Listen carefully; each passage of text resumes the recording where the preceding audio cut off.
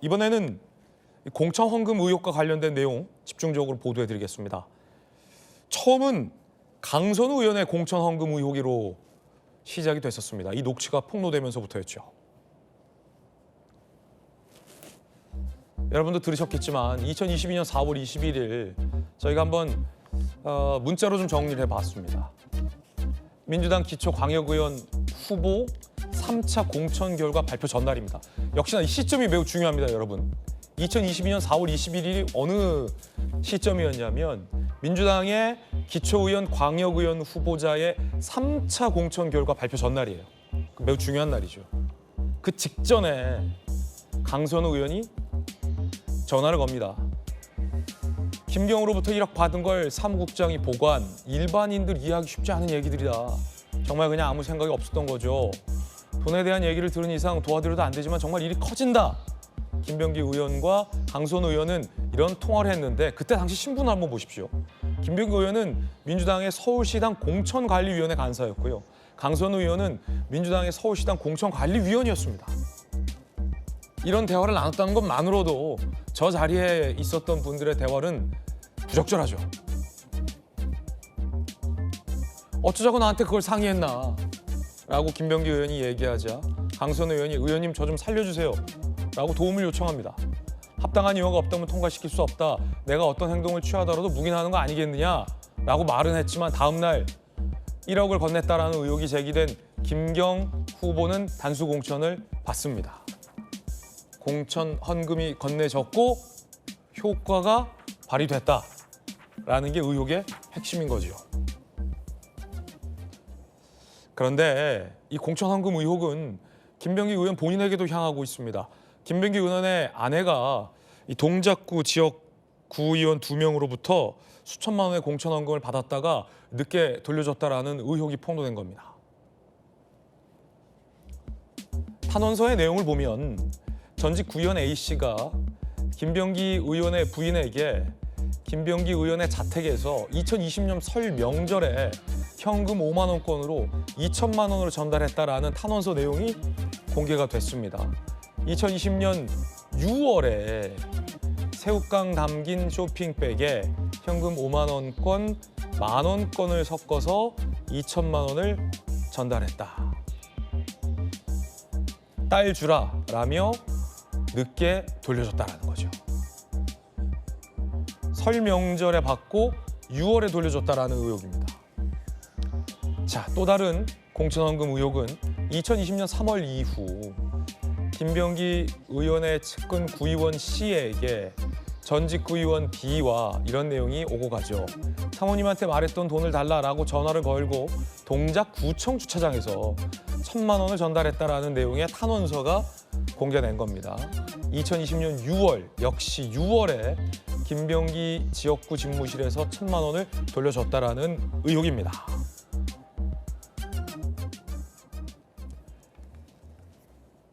구청 선물로는 너무 많고 공천 헌금으로는 적다라며 설 연휴 때 한 차례 거절했었다. 1,000만 원을 전달하자 더 많이 필요하다라며 김병기 의원 아내가 거절했다라는 의혹도 탄원서에는 담겨 있습니다. 이 내용은 탄원서에 담겨 있는 전직 구의원들의 폭로 내용이다라는 말씀 드리겠습니다. 거듭 말씀드리지만 김병기 의원의 지역구에 있는 전직 구의원들의 폭로 내용입니다. 일방적인 주장입니다. 그러나 시점과 장소가 꽤 구체적입니다. 김병기 의원의 해명과 반박도 저희들이 나오면 전해드리도록 하겠습니다. 그런데 이 내용에 힘을 싣고 있는 인물이 한 명 더 등장을 했습니다. 바로 동작구에 나란히 의원으로 있었던 이수진 전 의원이 이 내용을 당시 당대표에게 넘겼다라고 주장을 했습니다. 이수진 전 의원의 주장 들어보시죠. 두 분이 진술서를 써왔어요. 네. 돈을 줬었다. 물론 6개월 후인가 돌려받았지만 돈을 줬다. 어찌됐든 줬다는 사람이 진술서를 써왔으니 제 네. 입장에서 법관 출신이 네. 그거는 어느 정도 굉장히 신빙성이 있는 거잖아요. 그래서 네. 제가 이거를 그냥 묻어둘 수는 없으니, 왜냐면 이걸 언제든 터트릴 가능성이 있으니까 누군가가. 근데 그걸 본선 가서 터트리면 동작 전체가 타격을 받으니까 미리 뭔가 해주길 바래서 저는 당대표실로 넘겼죠. 그랬더니 결국 그 진술서들이 검증위원장한테 다시 간 거예요. 이수진 의원의 주장은 나도 저 진술서를 받았다. 공차원금이 건네졌다가 뒤늦게 되돌려졌다. 당대표에게 넘겼는데 그게 묵살됐더라 하는 주장입니다. 그런데 여기서 그치지 않습니다. 이 대통령에게도 보고가 됐다라는 주장도 나왔습니다. 이수진 전 의원, 보좌관이 김현지 실장과 통화, 이재명 대표에게 보고됐다라고 말한 내용이 녹음돼 있다라고 주장합니다. 당시 대표는 이재명 대표였죠. 이재명 대표님께 탄원서 내용이에요. 말씀드리고 싶은 내용은 김병기 의원의 정치자금법 위반과 부인의 구의회 부의장 업무 추진비 카드 부당 사용, 당에 부담 안 드리려 대표님께만 사실 그대로 서신을 올립니다. 라는 탄원서를 이수진 의원이 전달했다는 겁니다. 당시 김현지 실장, 이재명 대통령의 최측근이죠. 보좌관이 김현지 실장과도 통화했다. 그리고 김현지 실장이 이 대표에게 보고됐다라고 말한 내용이 녹음돼 있다라고 주장하고 있습니다. 자, 그렇다면 녹음된 통화 내용은 뭘까요? 이수진 전 의원의 주장입니다. 이수진 전 의원의 보좌관이 김현지 실장에게 물어봅니다. 내용 살펴보고 있냐? 그러자 당대표에게 보고가 됐다. 조금만 기다려달라. 윤리감찰단으로 넘기겠다. 라고 김현지 실장이 얘기했다라는 내용이 녹음돼 있다라는 주장입니다. 민주당은 어떤 반응일까요? 조승래 의원은 확인이 안 된다라고 얘기했습니다. 해당 주장이 사실인지 아닌지 확인되지 않은 상황이다. 라는 게 당의 사무총장의 입장입니다. 그러자 야당의 주진우 의원은 김현지에게 접수된 탄원서가 김병기 본인에게 넘어갔다. 이건 특검해야 된다라고 비판했습니다. 어마어마한 내용들이 지금 나오고 있는데 판사 출신의 전주 의원께서 보시기엔 어떻습니까? 그러니까 앞서 이제 나온 이런 뭐 취업 청탁, 그 다음에 또 입학 편입 청탁 뭐 이런 것은 실정법 위반이라고 보기 어려운 부분이 있습니다만 지금 이 공천원금은 어마어마한 사실 메가톤급 이런 범죄거든요. 범죄 이게 사실이라고 한다고 하면 그런데 지금 이수진 의원 이야기로는 2023년 12월 15일에 그 전직 구의원들이 그 탄원서를 들고 자기를 찾아와서 이게 총선을 앞두고 언론에 크게 보도가 되면 당연히 민주당의 큰 악재 아니겠습니까? 그래서 그러한 당의 선거가 걱정이 돼서 이제 이것을 김현지 보좌관 그러니까 그 당시에 당대표였던 이재명 대표실에 김현지 보좌관한테 전달을 했다. 그리고 확인을 한 바로는 이 김현지 보좌관이 당 대표에게 보고했다고 지금 했다는 녹취록을 가지고 있다는 거예요. 네네. 그러니까 그 말이 사실이면 당 대표에게 보고가 된 거죠. 그리고 또 진전이 없어서 정청래 당시의 수석 최고위원에게 물어봤더니 이분도 묵묵부답. 이렇게 해가지고 본인은 탄원서를 전달을 하고 뭔가 이러한 공천에서 뭐 이렇게 거문도를 받은 사람은 아웃돼야 되는 거 아니겠습니까? 좀 그렇게 될 걸로 생각을 했는데 유야무야 묻혀버리고 오히려 그 당시에 공천위 간사가 지금 김병기 의원이었거든요.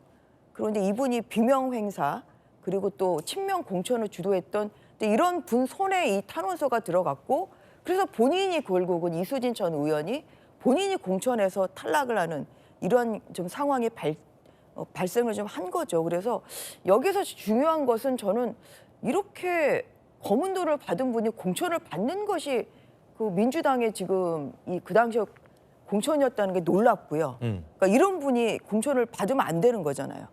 그런데 그것을 당대표도 지금 묵인한 정황이 드러나고 있기 때문에 이것은 이제 경찰에 고발이 돼서 조사를 하고 있지만 사실 민주당이 이러한 결국은 결격자의 비리를 눈감아준 데 대해서 지도부가 관여를 한 이러한 정황이 나타나고 있어서 이것은 민주당의 도덕성과도 직결되는 문제라고 생각합니다. 그렇기 때문에 지금 이 보도를 보고 아마 대통령실에서는 굉장히 난처하고 예. 뭐 당연히 민주당도 난처하고 이러니까 조승래 사무총장은 그냥 이것은 개인적 비리다. 지금 꼬리 자르기 하고 있는 거 아니겠습니까? 전수조사 계획도 없다. 그리고 국민의힘이 주장하고 있는 특검도 받을 생각이 없다. 그런데 이것은 저는 민주당이 이런 식으로 돌아가는 정당이가 하는 그러한 의문이 많이 들거든요.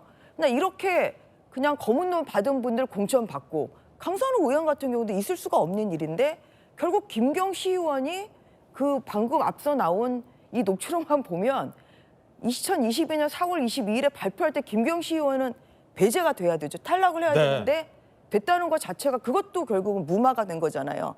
거기에 대해서 보이지 않는 손 아니면 윗선이 개입한 거 아니냐 지금 이런 의혹까지 나온 거기 때문에 이러한 여러 가지 지금 무마 의혹이 나오고 있는 상황이 이게 민주당의 현실이고요. 근데 그런 면에서 이 부분에 대해서 무마 의혹까지 포함해서 이러한 공천원금을 받았는지 이러한 것은 공정하고 신속하게 수사를 해야 됩니다. 만약에 이게 제대로 되지 않는다고 하면 이것이야말로 저는 특검을 해야 될 일이라고 생각합니다. 예. 자 지금 이게 다 지금 민주진영 내부에서 나오고 있는 증언들이에요.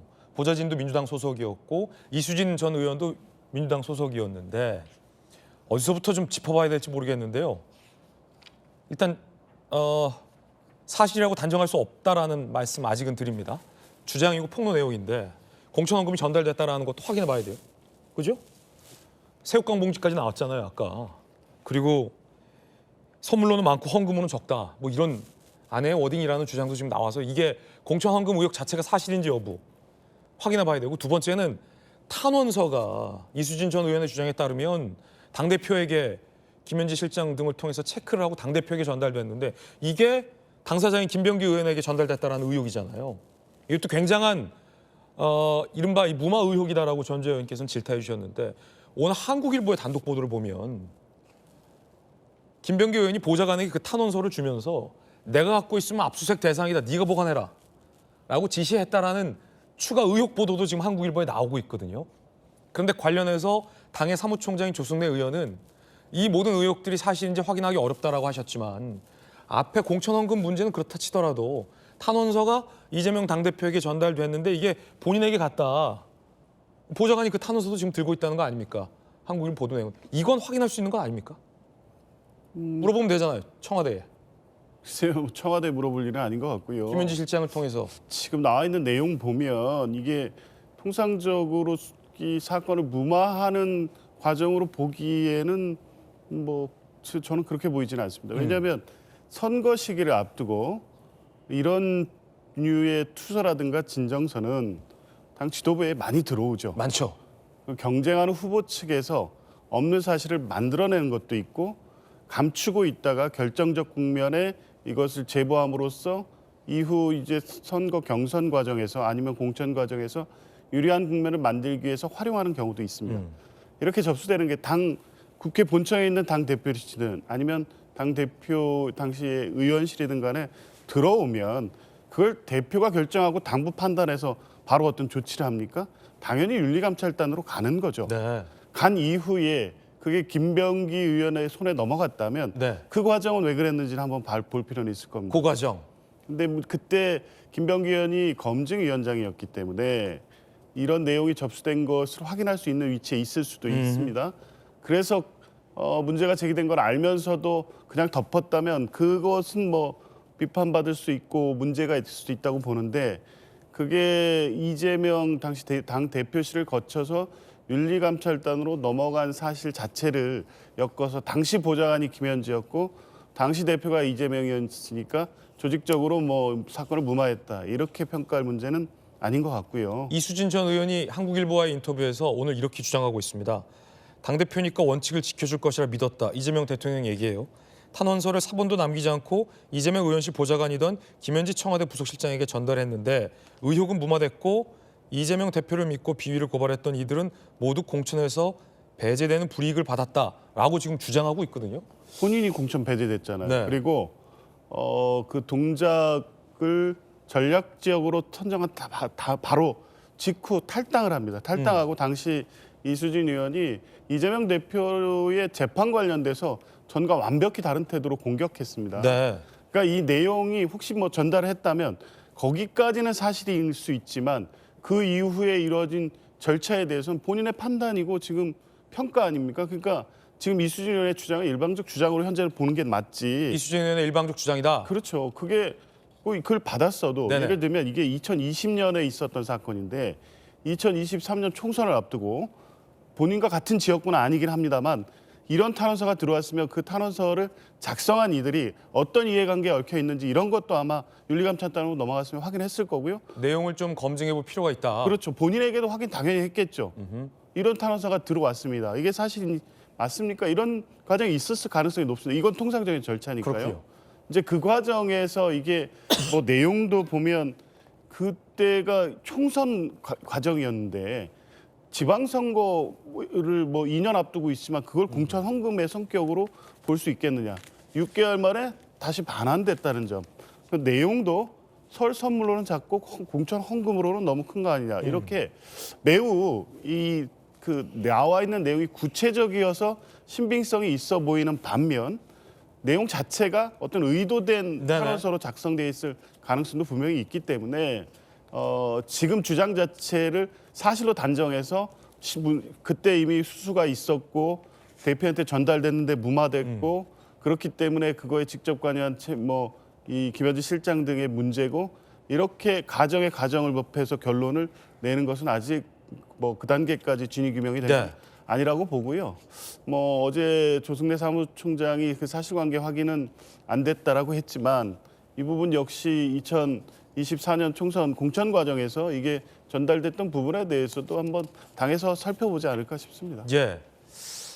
말씀 주신 것처럼 이 선거를 앞두고 많은 탄원서들이 당에 접수되는 건 사실입니다. 그래서 탄원서 내용을 모두 다 사실이라고 단정할 수는 없는데 그 탄원서가 어떤 경위를 거쳐서 김병기 의원 본인에게 전달됐다는 건지 이수진 전 의원의 주장도 있는 만큼 그 부분도 향후에 논란이 될 걸로 보입니다.